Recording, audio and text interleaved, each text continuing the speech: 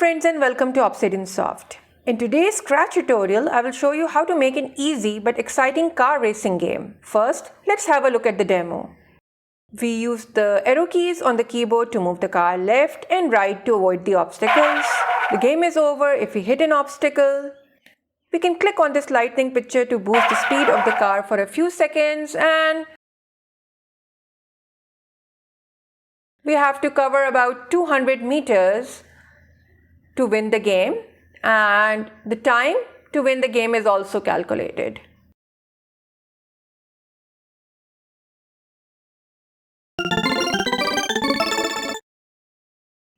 I am using these two cars from freepick.com. I will give the link to these images in the video description too. You can even draw your own cars.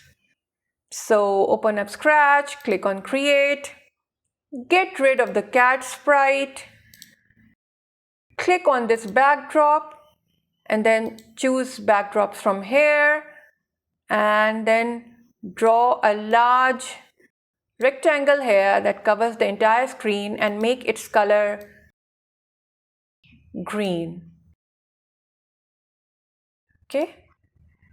Now click on this choose a sprite, but instead of choosing one, go for the upload sprite option and then choose your car.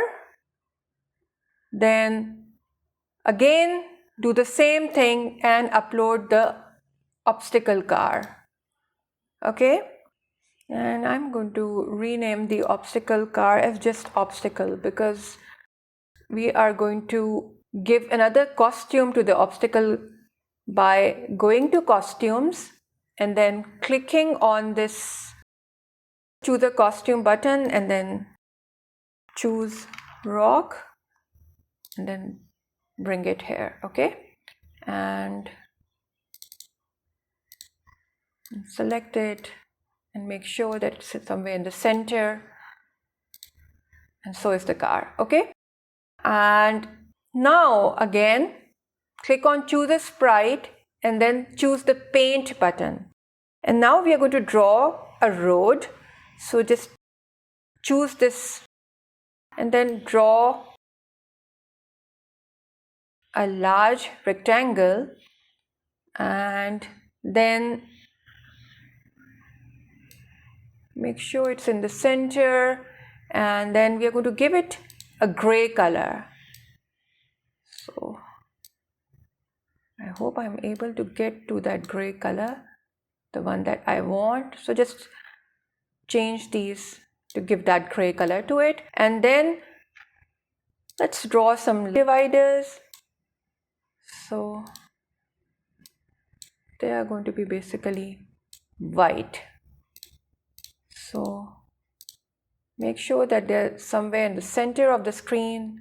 So one here, copy, paste, bring it down, again copy, paste, and then bring it down.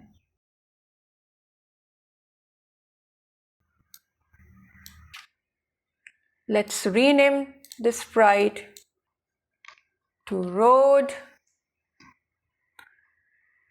Now the logic of this game is quite similar to the Dino Run game that I taught in a previous class. It is not the car that moves, it is the road that goes down, and it looks as if the car is moving up. So let's put together some code to make the road move down. Okay, so choose the road, click on code, and then get from events the when green flag event. Okay, and first of all I am going to give it a good position, which is, this is fine too, but I'm going to make it more exact by making it x0 and y0, and I'm also going to put in this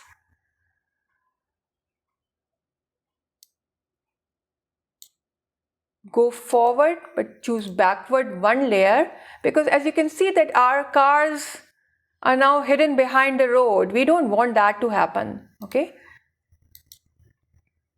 So you can see now they are back because I made sure that the road is in the back. Now from control, using a forever block, change y using the motion block by -10. So let's see what happens. It's going down. Okay. Now what I want to do is that I want it to come back when it reaches this bottom position. So as you can see that the position of y is about 344. So we are going to actually check for this number of y. So go to control and get the if block, and here from operators get the less than block and check. Now make sure that you get y position and not just type in y here. So y position is less than what number? Let's make it 340, okay? Minus 340. So if y is less than minus 340, we want to give it a new y position, and we are going to set now y to positive 340. Let's see what happens now. Nice, isn't it? Now you can see that we have some space remaining. So how to take care of that? We just need to duplicate our road, okay? For the second road, we have to make sure that it's always on top of the first road. So how can we do that? We just give it a starting position of y340. So let's see what happens now. Do you see? And it looks as if the cars are moving, okay? Especially this one, not this one because it's facing down. So that looks a bit weird. But yes, this one, it looks as if it is traveling, okay? So now let's add some code to our main car. That is a yellow car, that it moves right when we press the right arrow key, and it moves left if we press the left arrow key on the keyboard. So from events, get the when space key pressed and choose the right arrow.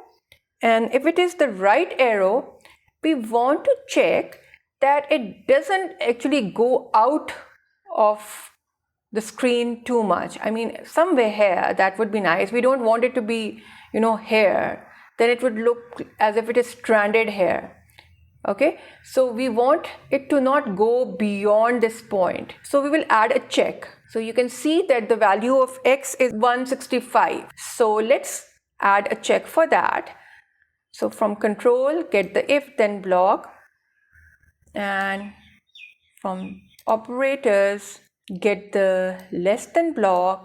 Again from motion, get the x position, and if x position is less than 165, only then we are going to move the car more towards the right. Otherwise, we will not allow the car to be moved. Okay, so change x by 10. Okay, so see, if I bring the car somewhere here and I press the right arrow key, it is going here, and then it stops. Okay, we don't want the car to go beyond that point. Let's make it 160, okay, because I feel that it's too much out. So let's try it again. That's good. And right click, duplicate, choose the left arrow key, remove this, go to operators, and then get the greater than, okay, and let's see. So x is 156. So we are going to check if x position is greater than,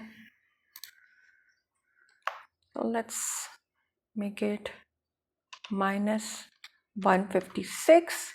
Okay, and then change x by -10. So remove more from the x to make it more towards the left only if it has not gone beyond this point. So let's try this now. So this is our car, and I start the game, right and left. So this is good, okay? Now our car gives the effect of moving forward, and we can make it move right and left. Before adding obstacles, let's add a speed variable using which we can make the car faster by clicking on our booster lightning image that I showed you in the demo too. So let's first add a variable, speed, okay? And I'm going to not show it on the screen, so uncheck it. Now click on choose a sprite and go for lightning, okay? Bring it somewhere here. Let's reduce its size a bit, about 50, and then give it a nice position here, okay? And we can call it boost button, okay? Now let's write some code for it. When the green flag is clicked, we are going to set our speed to 10, okay? And when this sprite is clicked, so how can we get that event? From events, get this when sprite is clicked event block. And here we are going to, first of all, set the speed to 20 to make it faster. And then from control, use the wait block and wait for 5 seconds. You can make it more or less. And then again, variables, speed, and then back to 10, okay? But how will it affect the speed of the car? We will use the speed variable in our two road sprites because our speed is the speed at which our road goes down. So here, instead of changing y by -10, we will do a calculation using the speed and go to operators and get this multiplication block, okay? And here on one side, I'm going to type in -1, and on the other side, I will have my speed variable. Plug this in, okay? Here. And we have to do exactly the same thing for road 2. So I can drag it to road 2 so that it wiggles, and you can see that I have it there too. So that's the way of duplicating code in Scratch, okay? So now let's try it. And if I click on this boost, you can see that my road is going down faster. Okay, what next? Now let's work on our obstacle, which has two costumes. One is the car and the other is the rock. You can add more too. So from events, when green flag is clicked, we are going to bring it to the front layer. I'm just going to make sure that it is in the front. So from looks, get the go to front layer block, and then I'm going to give it a nice starting position. Let's note it down by going to motion and getting this go to block. So it starts from this position, and from control, get the forever block, and just like our road, it will be going down too at the same speed. So from motion, actually I can duplicate this and take it to the obstacle. Make sure that the obstacle one wiggles, and you can see that I have the code there. So just plug that in. Okay, so this will be a bit different, but we have it here. Now what next? So if y position is less than what number? So let's bring it down somewhere here to find out our y position. So it's about, this is good enough, -182. So -182, then change it back to 207 again. Okay, So let's see. This car seems to be going up while this car seems to be going down. Okay. Now coming back to the obstacle car again, let's stop the code. Now what I want to do is that I want to not make it come all the time. I want to randomize it. That is, sometimes it comes, sometimes it doesn't, and sometimes it changes its costume too to the rock one. So how can I do that? So whenever it hits this point, I want to first hide it. So that's the first thing that I'm going to do. I'm going to hide it. Okay. And then I am going to wait for a random period of time. So go to control, get the wait block. Okay. I'm doing all of it above this set y block. So wait for not 1 second, go to operators and get the pick random block. And we are going to wait for about 2 to 4 seconds. So any number between that. And then I am going to give it a random x position too. Our x can be any value between here and here, so that we don't know where our obstacle will appear, on the right side or on the left side. So our x can be between minus 117 and positive 117 too. So again, from motion, get the set x block, and we can right click, duplicate this pick random block, and we give it a value between minus 117 and positive 117. Okay. And then I'm also going to change its costume. So the next costume, so where is it? Next costume. Okay. And then show it. Okay, so let's start it. Now it has disappeared.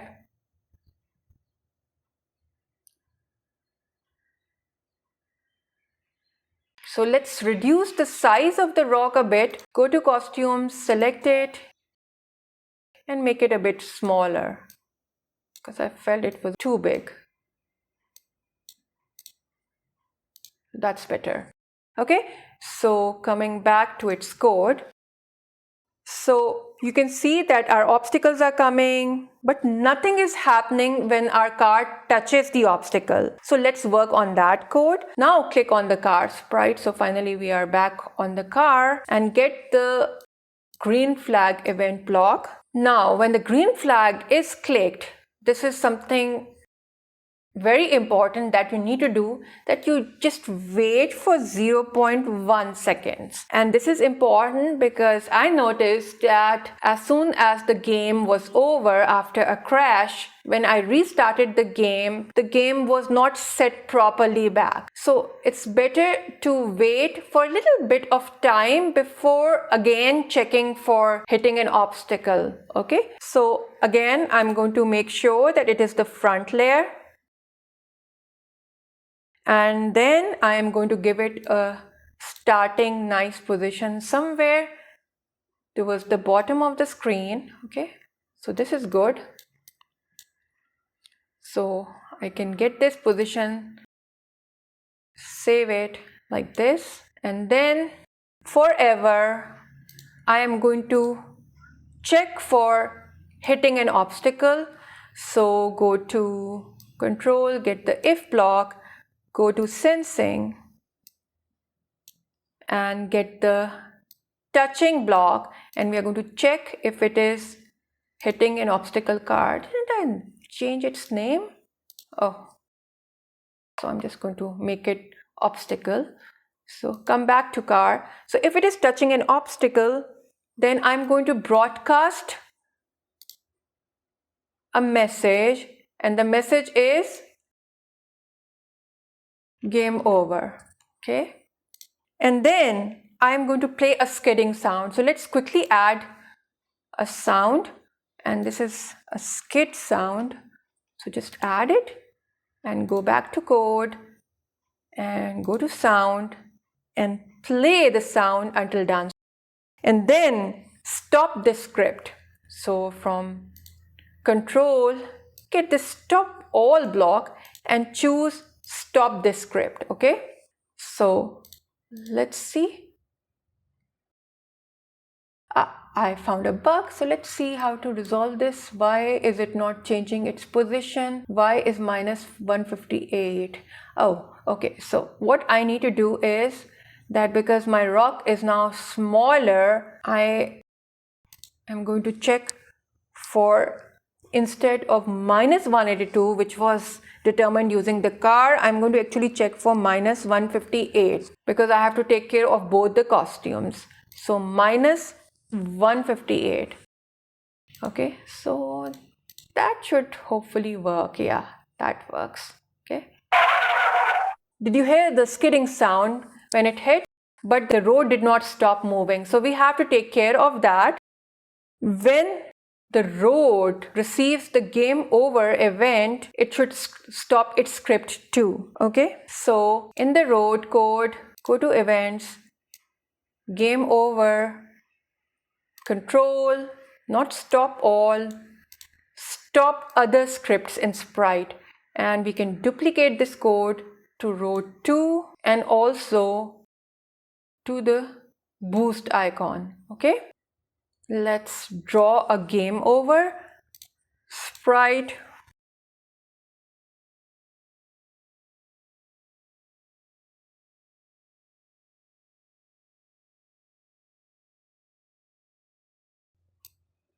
let's change its font, make it pixel, and then let's give it a nice position somewhere here. Okay, so let's rename it game over message, and whenever the green flag is clicked, we hide it, and we also make sure that it is the front layer. That is important.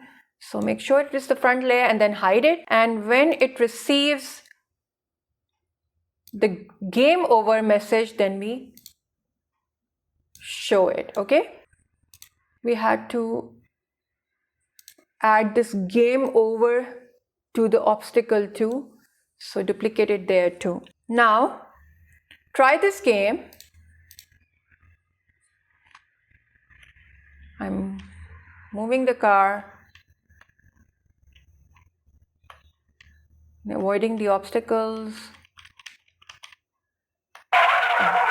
So this is pretty good, and you can stop here if you want, but let's make it more interesting by adding distance and time to it. Okay, so first of all, let's make those two variables. So go to variables, make a variable. One is distance and another one is time.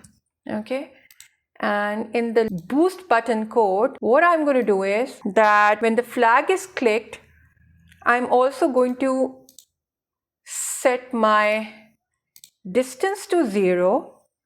Okay, and then I am going to, in a forever loop, I am going to wait for 0.1 seconds, and then I am going to change my distance by doing its calculations. So go to variables, change distance, and the calculation is a division, and we divide the variable speed, sorry, that should go there, by 10. Okay, so this will be calculating our distance, and similarly get another green flag event, and here set the time back to 0, and then again a forever loop, wait for 1 second, and then change time by 1. So after every 1 second, it will add a 1 to time. So time is in seconds, and we are also calculating distance. Okay, so you can see that we, in about 1 second, we cover about 10 units of distance, which we can say that it is a meter. Okay,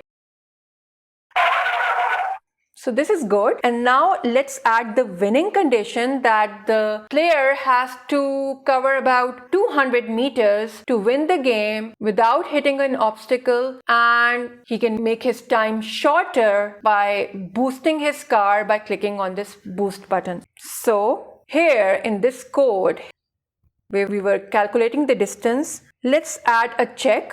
Okay, so from control, get the if then block, and from operators, get the greater than block and check if the distance is greater than 200. So that is the winning condition. In that case, broadcast a message that the game won, and then stop this script. Okay. Besides this script, we also have this script running in our code. So whenever the game winning condition is met and we broadcast the message game won, we want to stop all the other scripts too. So when I receive game won, we are still in the boost button. I am going to not stop all, stop other scripts in Sprite, and we have to duplicate this code to everything, to our car, to our obstacle, to our road. The first road, why is it not wiggling? So yeah, the road 2. Okay, so just make sure that you have it there. Yes, we have game 1, game 1, 1, 1, and the boost button already has it. Okay, and then let's duplicate our game over and let's rename it to game 1 message, and let's change its costume and write you win. Okay, and the code is the same, but I'm also going to play a winning sound, and it should not show when the game is over, it should show when the game is won. So let's add some winning sound to it. So win and code, and then go to sounds, and again play the winning sound until done. And in my car, so when I receive game 1, let's do a bit of calculation to tell the user that he won the game in this many seconds. So that is actually showing here too, but let's add it more, that we use the say block. Okay, and we use from operators a join, and there are actually multiple joins. So this is you covered 200 meters in space, and then this is your time variable, and this is space and seconds, exclamation mark. So that done, you can customize the game by adding more obstacles, changing the original speed and the distance that has to be covered for the game to be won. If you liked this tutorial, please like the video and share it with friends. And don't forget to subscribe to my channel so that you don't miss the great projects that I've planned for you. I also teach MIT App Inventor so you can learn how to make mobile apps and games too. Thank you for watching this video. Have a good day and goodbye.